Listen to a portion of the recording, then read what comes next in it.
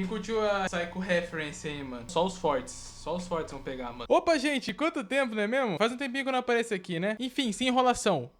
Vamos lá. Jogos indies. Você provavelmente já ouviu falar ou já deve conhecer esse tipo de categoria de jogo. Principalmente que essa categoria vem se tornando mais popular hoje em dia. Como o próprio nome já diz, jogos indies são desenvolvidos por pequenas equipes ou estúdios que agem de forma independente. Ou seja, muitas vezes eles criam um jogo com o próprio financiamento ou por meio de crowdfunding, pelo seu orçamento ser muito menor que os jogos AAA. Hollow Knight, Hades, Cuphead e Balatro são exemplos de jogos que conseguiram inovar e apetecer mais ainda a indústria dos jogos. E é muito provável que o seu jogo favorito seja algum indie, se não for esses que eu acabei de citar aqui agora. Tá, Edu, mas por que caralho você tá falando tudo isso? O ponto que eu quero chegar é que, mesmo sabendo de tudo isso, eu não consegui enxergar o brilho que as pessoas davam pros jogos indies. Eu sempre fui o tipo de cara que não gosta nem um pouco de sair da zona de conforto, tanto nos jogos quanto na vida real. Eu sempre fui aquele moleque que jogava as mesmas coisas de forma incessante, e mesmo se eu achasse alguma coisa diferente que me interessasse, eu só simplesmente ignorava por preguiça de experimentar algo novo, ou por medo de experimentar e não gostar. Eu admito que por conta disso eu comecei a me desanimar de querer jogar jogos. Não só me desanimando disso, mas também de querer gravar e postar as minhas paradas aqui pro canal. Porém, tudo isso mudou por conta de 3 jogos específicos. E sim, todos os 3 são indies.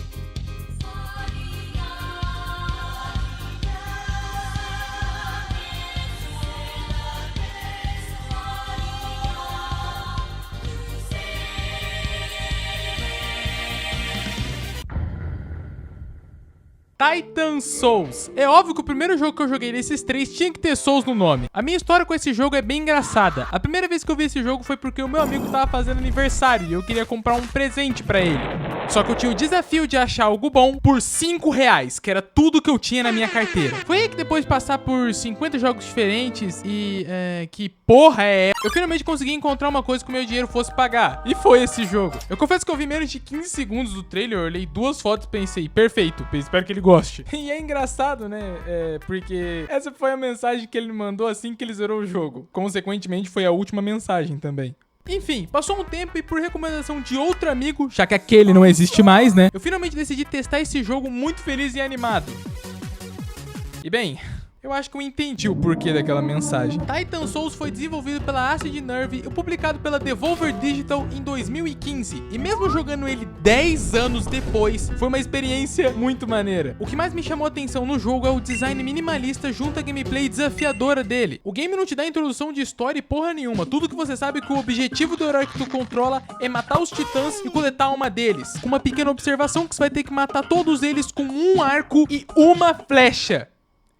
Isso mesmo, uma unidade de flecha. Com o diferencial também que o arco tá encantado com o Infinity do Minecraft. A flecha ela volta pra você. E sendo bem sincero com vocês, pra mim, essa é a pérola desse jogo. A forma como eles conseguiram deixar uma mecânica simples em algo divertido e difícil pra caralho. Os chefes são desafiadores, com cada um tendo a sua identidade própria. E cada um deles possuindo um ponto crítico específico que, caso você acerte, é hit kill. Mas é óbvio que um jogo que tem Souls no nome não vai ser nada simples, né? Até você entender como funciona a mecânica de acertar cada chefe, meu amigo, você vai ficar um bom tempo nesse jogo. Ou se você vai. Inclusive se você for burro e cego como eu. Além desse jogo trabalhar a paciência com você, ele é um jogo que na maioria das vezes vai conseguir te impressionar de uma forma ou outra. Seja por alguma mecânica de chefe ou por estratégias diferentes que você pode utilizar. Um exemplo que aconteceu comigo foi com essa caveira filha da puta. Eu fiquei por mais ou menos 1 hora tentando entender como eu ia matar essa porra. Até porque na forma meio que convencional, tu tem que esperar ela fazer um move certinho pra conseguir ter a abertura e acertar no ponto crítico.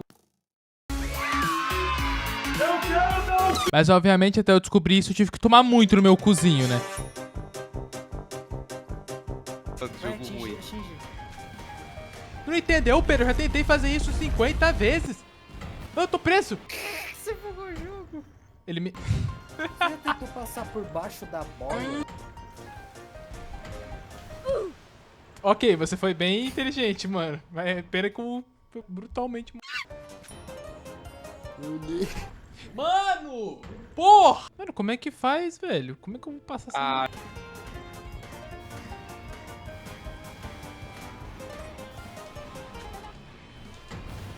Mano, como pode? Como pode? Como pode? Como pode?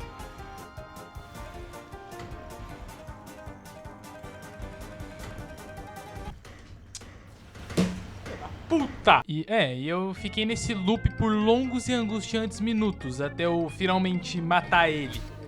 Porra! Ganhei! Caralho! E lembra que eu falei que uma das especialidades desse jogo é conseguir te impressionar? Então, no caso dessa luta foi que mais tarde, no mesmo dia, eu descobri que as minhas 1 hora e 24 minutos tentando matar essa porcaria dessa caveira podiam ser substituídas por 40 segundos.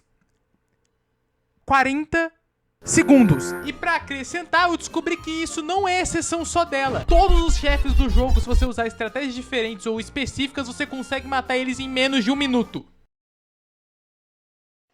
E isso é muito foda, não tem nem o que comentar, mano. Outra forma de você perceber coisas novas jogando esse jogo são as conquistas, que além de te desafiar ainda mais, elas conseguem fazer sua experiência ser totalmente diferente se você for fazer elas a risco. Eu curti muito Titan Souls por conseguir perceber a minha evolução com o passar do tempo jogando ele. Cada chefe que eu enfrentava adicionava no meu repertório alguma estratégia que eu podia usar no próximo. E cara, não existe satisfação maior que tu entender como funciona a mecânica do chefe e vencer dele. É como se tu tivesse ganhado dele 2 vezes, tá ligado? Foi realmente muito bom ele ser a minha porta de entrada dos jogos indies, porque era meio que algo que eu já sabia que eu ia gostar, sabe? Ele foi um jogo muito tranquilo e agradável, por mais controverso que isso possa ser. Porque além dele me tirar da mesmice, como eu já falei, ele é um jogo simples. Eu não precisei ficar horas e horas entendendo a complexidade do mundo, explorando o mapa, ou qualquer coisa do tipo que aumente a duração do jogo pra umas 40, 80 horas, que era basicamente só o que eu jogava. E mesmo ele sendo simples demais, me admira muito como tudo foi pensado e arquitetado pra que não ficasse chato. É uma obra que com certeza foi feita pra você se divertir, se frustrar,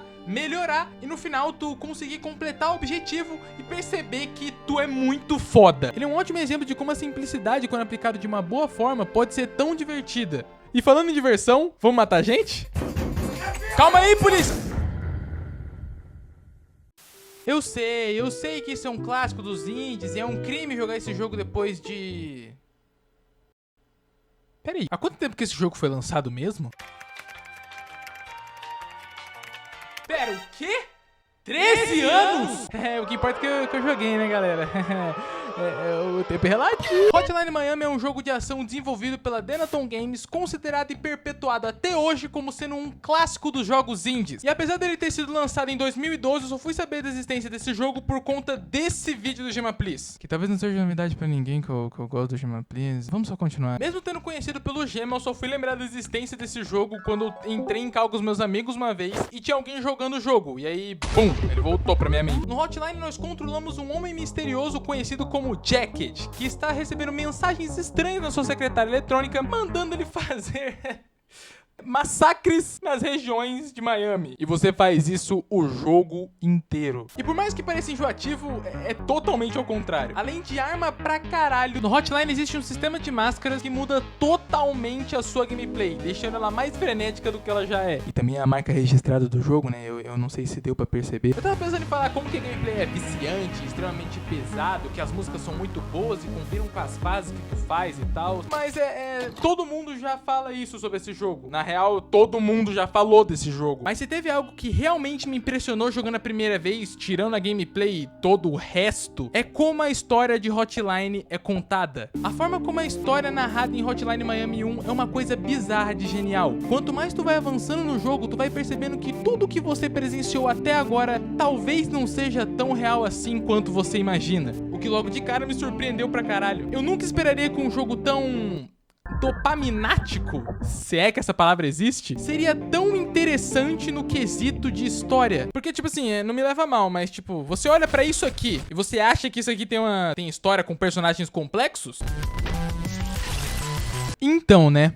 Eu tinha as minhas dúvidas, mas foi por conta dessa história bizarra que eu resolvi dar uma chance também ao Hotline Miami 2. Eu queria muito entender mais sobre os personagens, o mundo de Hotline, sobre as máscaras, o motivo de ter tanto careca na porra desse jogo. E por incrível que pareça, mesmo jogando o jogo inteiro, eu não consegui entender porra nenhuma que tava acontecendo, pois a história, que era o que eu mais tava querendo saber, simplesmente não estava sendo contada de forma linear. Graças à minha ignorância, esse jogo tem uma história difícil pra caralho de entender, eu acabei vendo esses 2 vídeos do Daniel Fernandes aqui. E depois de ter terminado ambos os vídeos, a minha mente simplesmente explodiu. O vídeo que ele fez, além de explicar a história do game, mostra alguns pontos de vista dele em relação aos personagens e outros tipos de interpretação acerca do jogo. Muito detalhe que eu não entendi foi trazido à tona e graças à interpretação de gênio dele, o jogo ficou muito mais profundo e foda. Porque, né, agora eu entendi o que tava acontecendo. Um bagulho da hora que eu consegui perceber também é como o Hotline aborda o assunto violência pra mídia e consegue, de certa forma, brincar com isso. Visto que, tipo, você só consegue perceber o horror que tu fez no final da fase, quando não tem música e nem nada, sendo o clima mais mórbido possível. Ver os vídeos logo depois de ter jogado ambos os jogos só me mostra que realmente valeu a pena cada momento. Na verdade, o Hotline 2 nem tanto assim, já que em todas as fases eu me segurava pra não enfiar o meu PC inteiro no meu cu.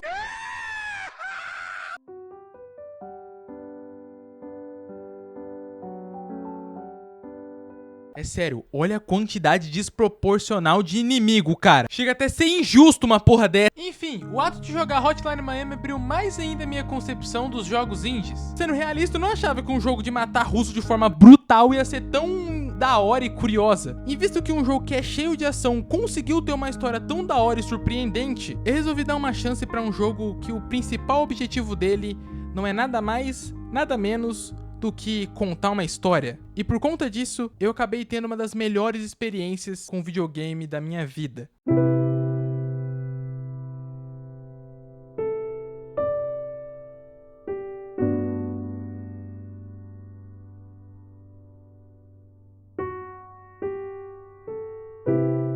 Desde a primeira vez que eu vi esse jogo, eu fiquei com muita vontade de jogar ele, mesmo não sabendo nada do que se tratava na época. Eu vi ele a primeira vez num clipezinho no TikTok, mas eu só fui dar realmente uma chance quando eu vi que ele tinha aparecido num vídeo do Ryan Red.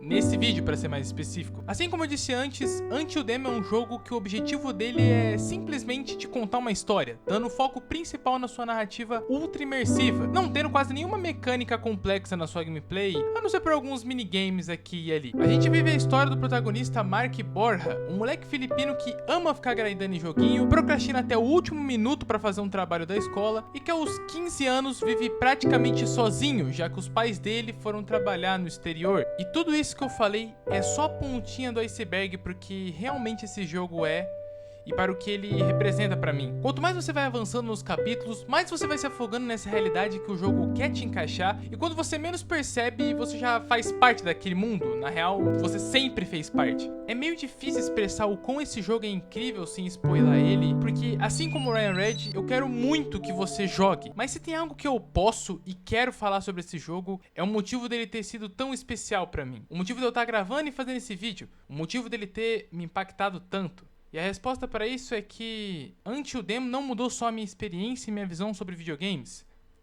Ele mudou o meu ser. A mensagem desse jogo é tão forte e tão bonita que ele me fez perceber e entender coisas que eu não dava devida atenção. Cada cena e cada diálogo junto da trilha sonora era um tapa na minha cara pra eu acordar e notar algumas coisas da realidade. A nossa relação com as pessoas, sobre os nossos erros, a própria vida em si e o tempo, que nos momentos bons passam rápido demais, mas nos momentos ruins parece que não vai acabar nunca. Mas a verdade é que o tempo é o mesmo pra todo mundo e alguma hora ele acaba. E isso foram algumas coisas que eu consegui entender jogando essa maravilha. O que torna Until Dawn e outras formas de mídia e arte muito mais interessantes pra mim são aquelas que carregam uma mensagem em si. Mensagens essas que, quando absorvidas pelo espectador ou jogador, melhoram não só a experiência, mas sim as suas vidas. E é isso que Until Dawn faz. O fato de eu ter conseguido aprender lições de um estilo de jogo que eu nunca tinha experimentado na minha vida foi o que mais me marcou e com certeza fez eu entender a importância dos jogos indies. É gratificante agora, depois de ter jogado essas 3 obras, ver como eu evoluí mentalmente e aceitei me desafiar e jogar coisas que eu nunca pensei que eu jogaria. Por conta de todo o amor e vontade aplicado nesses projetos, todos eles conseguiram fazer a minha vontade de criar e jogar voltar à vida. Eles me divertiram,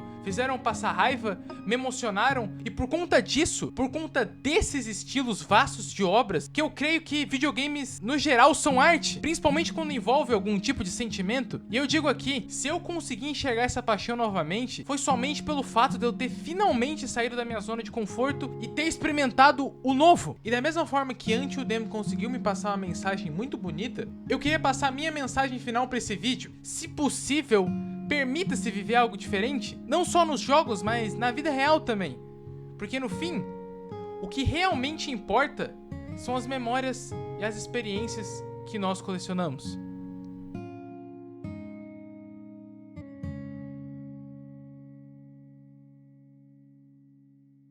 Bem, gente, é isso. Eu espero realmente que vocês tenham gostado do vídeo. Muito obrigado pra quem ficou até o final. Se tu curtiu mesmo, compartilha com alguém e comenta aí, que eu leio basicamente todos os comentários. Esse vídeo é algo totalmente diferente do que eu já fiz, então eu espero que a minha mensagem tenha sido passada de uma boa forma, que dê pra todo mundo entender. E é basicamente isso, eu acho. É isso. Forte abraço pra vocês. Tamo junto. E eu vou voltar, eu não vou sumir mais. Eu acho. Se inscreve. Se inscreve. Pelo amor de Deus. Se inscreve. Eu preciso de dinheiro.